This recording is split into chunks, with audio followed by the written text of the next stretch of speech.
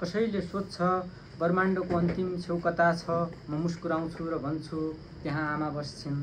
ब्रह्माण्डले फैलिनु अघि, ऊर्जा र पदार्थ जन्मिनु अघि, बिग ब्याङले चिच्याउनु अघि कुनै मौन गर्भ थियो, एक अव्यक्त शून्यता थियो जहाँ सम्पूर्ण सृजनाको खानी थियो।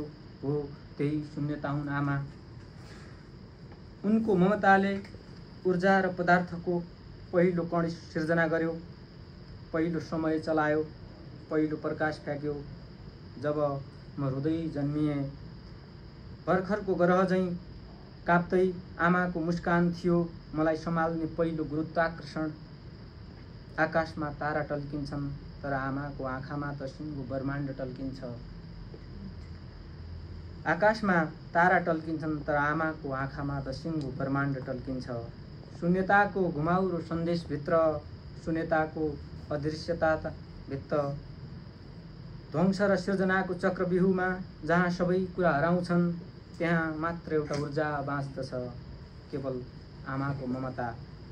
त्यो ममता न चन्द्र हो न सूर्य, तर सबै चन्द्र र सूर्यहरूलाई जन्माउने निष्कलङ्क ऊर्जा हो।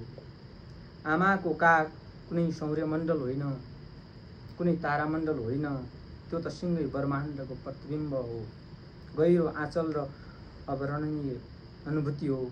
आमा सम्पूर्ण अस्तित्वको पहिलो धड्कन, अन्तिम आश्रय र बाँचिरहने सपनाहरूको अमर स्पन्दन। धन्यवाद।